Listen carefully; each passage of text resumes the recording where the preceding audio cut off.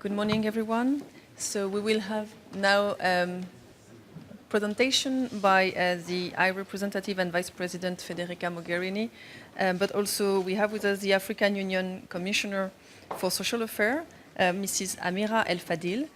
We have the Director General of the International Organization for Migration, Mr. William Swing, and the Deputy High Commissioner for Refugees, Mr. Volker Turk. They will present you with the conclusions of the meeting of the Joint Task Force, which just took place, and there will also be a joint press release which will be issued at the end of this press point. I will now leave the floor to the High Representative. Thank you. Well, first of all, I would like to say how pleased I am to host this meeting of the task force that brings together the European Union, the African Union, and the United Nations, and in particular the International Organization for Migration and the UNHCR. We decided to establish this task force during the European Union, African Union Summit in Abidjan last 28th of November. And it is, I believe, a turning point in our work to save and protect lives of migrants, in particular inside Libya, but also along the route, and dismantling the traffickers' networks. As you know, this has been the objective, and I would say the priority for the European Union, but of all of us, since a long time.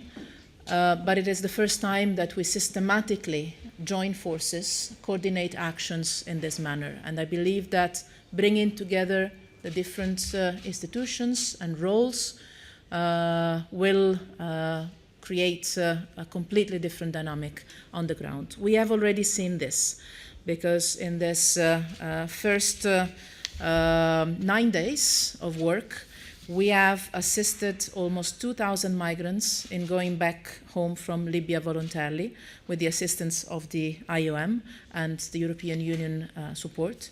And this was made possible because each of us played its role and helped accelerating the evacuation of people willing to do so. Today we expressed our determination to accelerate our work and bring our actions to a different pace.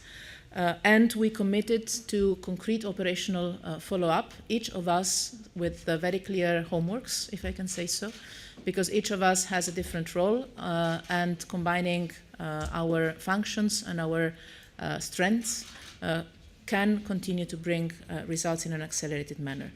We committed to join forces to achieve new objectives, but let me start with the objectives we have already achieved, because this is a turning point, but the work started from what concerns us.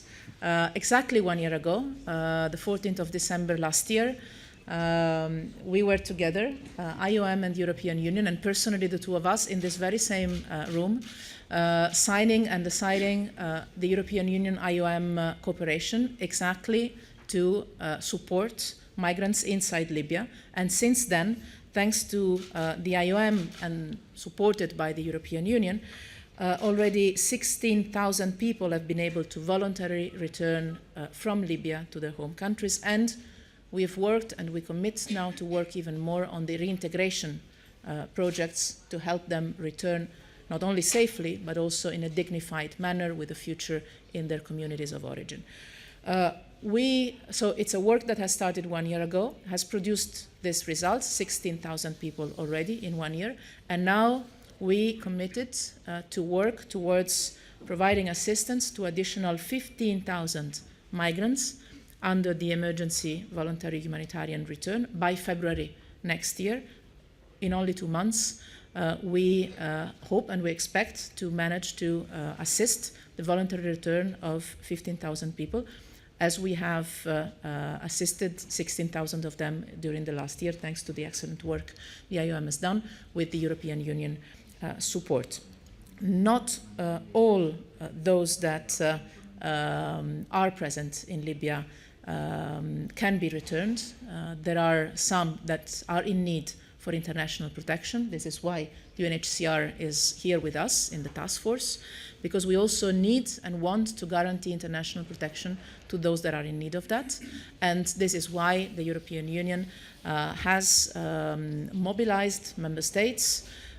We have dedicated for the moment 40,000 resettlement places for those in need of international protection that will be managed by the UNHCR, so with very strict criteria and international standards.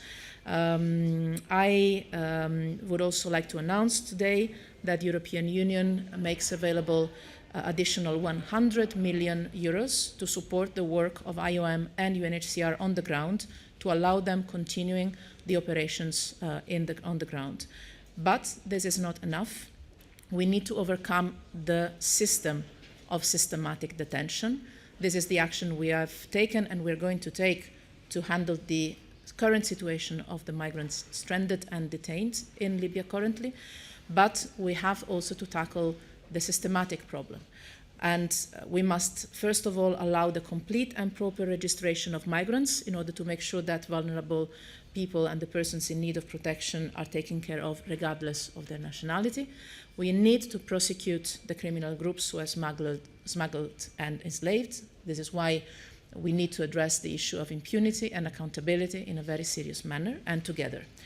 I spoke about all of this and many other decisions that we took today with President Serraj the day before yesterday, to make sure that the work of this task force is done in full coordination and cooperation with the Libyan authorities. The Libyan authorities are not part of this task force, but our work is strongly coordinated with them, and we will make sure, I will personally make sure, that President Serraj is briefed about the outcome of our discussions, and we decided to organize a joint visit of senior officials to Tripoli to have meetings with the Libyan authorities on the practical follow-up of our discussions. I would like to stress one thing. We know very well Libya and the Libyan people are the first victims of this situation. And as we focus on the situation of migrants inside Libya, we never forget the fact that the priority number one is to support the political solution for Libya, for the sake of Libyans themselves, obviously also because this would make it easier for international community to save lives and arrest smugglers and criminals that are trafficking human beings inside Libya. But for us, it's a main priority and a joint priority to work for a political solution of the Libyan situation. And this stays our main objective. Let me finalize with one additional word on the fight against smugglers and traffickers. Also here we have achieved some results with hundreds of smugglers and traffickers given to justice, thanks to good cooperation that we decided today to increase, sharing information and operating jointly from the African side and from the European side, so that our action against the criminal organizations can be more effective. And on the issue of accountability and impunity, the European Union will be ready to assist all initiatives, both of the African Union and of the United Nations, on this issue. I would like to conclude with two words, not only of gratitude to the IOM, the UNHCR and their staff on the ground for a very difficult work they are doing and they will continue to do in an impressive manner, but also to the political leadership, to the determination, to the commitment of the Commissioner of the African Union for Social Affairs and of the chairperson of the Commission of the African Union, Moussa Faki, because the leadership of our African brothers and sisters is key in this respect.